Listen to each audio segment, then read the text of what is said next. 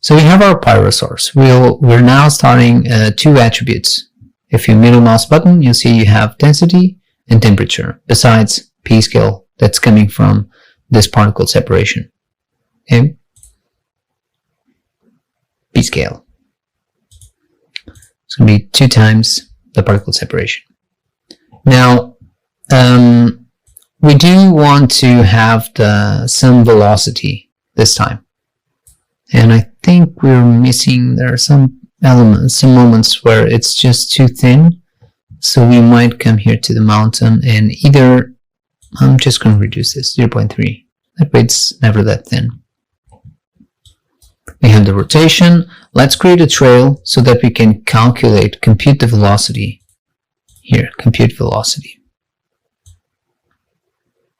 And we'll make sure that evaluate within frame range, just so it doesn't error out when we reach the last frame, because it's looking forward and after the last frame doesn't have anything else.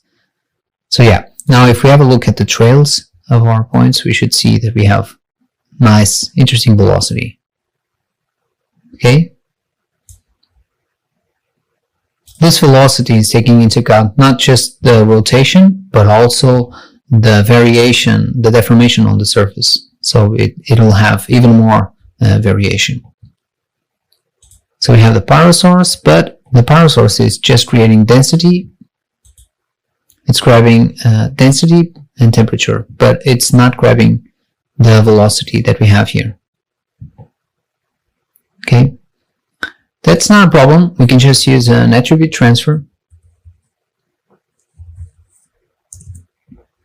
And we're just going to transfer in that velocity. V. In terms of conditions, we can pretty much leave it as is, even though the distance threshold is very big. We're only considering one count, so it's going to look for the nearest point. But let's just lower it a bit, 0.5. And yeah, and that way we should have now trails on these points inside the volume as well. Nice. So we have some velocity, but we can make this even more interesting. I'm imagining that it would be nice that from this ring there would be some occasional bursts pushing outside of the shape of the ring, and that's exactly what we have on the normals. If we have a look at the normals here, they're pushing outside. So that's exactly what we want. We want to blend this velocity with these normals occasionally. And for that we can, let's leave this as is. I'm going to say transfer V. And the next step is going to be for us to create another point FOP. And we're also going to be applying some noise to this. Okay, so let's say we have, actually this point FOP can actually come before the rotation. That would probably be more interesting. Pull this down. I'm going to call this set blend. Let's have a look at this. I'm going to hide these, and we can now create another turbulent noise. This time I just want a 1D noise. Let's connect this to the color sampling position. And let's see if we can have a look at what we have here. I'm also going to create a fit range. The turbulent noise, I'm going to make sure that I have these parameters available. So here, vex, create input parameters. And here, same thing. So I'll do the same thing here. Vex, create input parameters. We can now go outside. Okay, so we have alligator noise. Let's try sparse convolution. No, just too dark. Let's keep alligator noise, but let's play with the limits. So let's say that the minimum value is actually 0, but the maximum value that's coming in is 0.5 or 0.4. And now we can animate this as well. I'm going to animate here.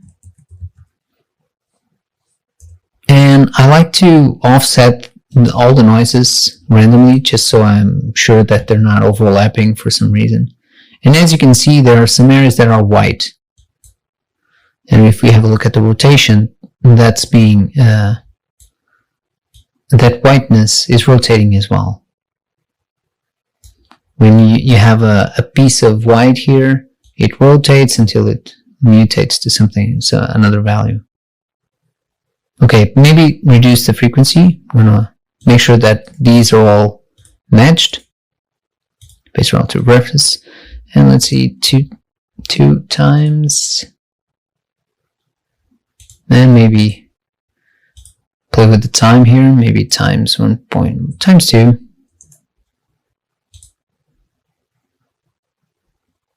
Yeah, a lot of crazy variation. Now we have this variation on the color, but we don't actually want it on the color. We want it to be exported. So we'll use a bind export, and we'll save this on another attribute that we'll call my blend. We could feel tempted to call it just blend, but it's always safer for you to add something before or after, just so to avoid that some of these keywords might be already in use under the hood for Houdini. So I tend to just add my blend, my ID, and stuff like that. Just make sure that these are the ones that these are attributes that I created. Not that I'm that egocentric, but it's just a safeguard. So I'm gonna make sure I export this. Don't need the color. Keep it like this, my blend. And now the magic is gonna happen outside. We have all these on the attribute transfer. We'll also make sure we're transferring that new attribute, my blend. And now what we can do is we can create a point wrangle that's going to mix both of those with a very simple expression actually. So let's say that our velocity is actually going to be equal to lerp, which is linear interpolation, between the current velocity and the normal.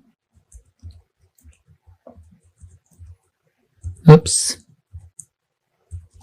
And the value that it's going to use to interpolate between these two is going to be, you probably guess it, my blend. And now what we should have is we should be able to see that the velocity of the points will have some moments where it should kind of, the trails should kind of be pointing inwards, which means that they're actually representing velocity going outside. Okay, to make that more obvious, what we can do is we can actually multiply the normal. Let's create a channel for that. Channel float, let's give it a name, norm mult, and let's make it happen, and let's exaggerate 10.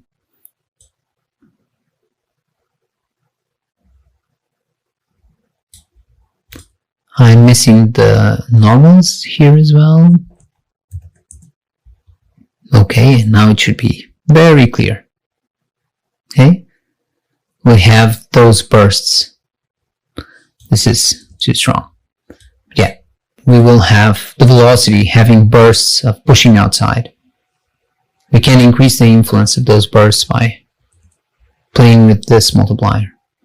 Okay, if you exaggerate too much, like 8, you start really seeing them. I'm going to say 4. Probably too strong. Let's keep it at 3. Okay, so I think we're done with our source pretty much. We have a pretty interesting source going on here. I'm going to call this blend v with n. And let's just rasterize, volume rasterize attributes.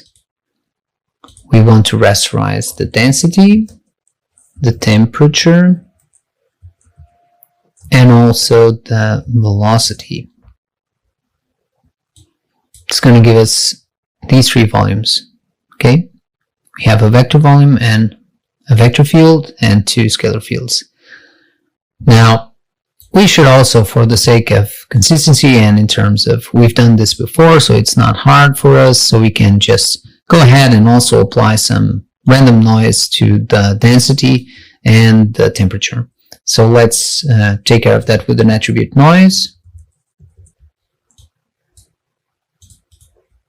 Just going to say that this one is for density, and I'll create then a copy for temperature. We could use the same for both, but I want to make it even more complex. So let's go here. Let's keep it on the color 1D, just so we can see it easily. So we'll use the same recipe as before. Animate it, we'll center the noise, remap it, and then make sure that it doesn't go below 0 or above 1. And then we can just play with these. I think this can be okay. You can also play with the distribution, and this curve will allow you to have more white or more black. Yeah, I don't want to break it up that as much as before. You can also increase the resolution here, 0.02, so we can have more access to more detail. I'll probably increase the roughness, 0.6, and let's play with the element size, 0.6, and the pulse duration should be slower, should be faster, so it needs to be a lower value. Okay, I'm also going to make sure that the minimum value never reaches 0. I don't want to have gaps in this case. So let's say 0.1 or 0.2. But at least we have some variation going on. Now I'll use the same thing. Just copy this. Here, don't forget we want to apply it to the density.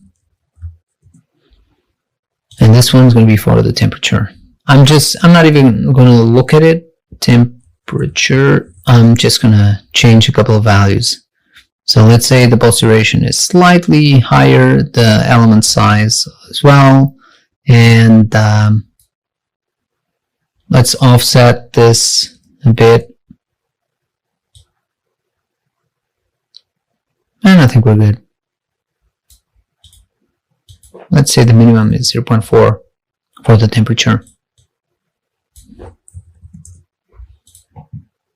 Okay, now we're done. Just going to make sure that this size goes here, base relative reference. That way we can control everything from here, and at the end we're actually going to be controlling it from the smoke object. Okay, let's create a null. Say out source. So here we have our complex source, and we're ready to move on. I created a new file, so I'm going to save this inside the same project.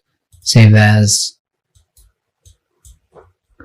smoke vortex 01.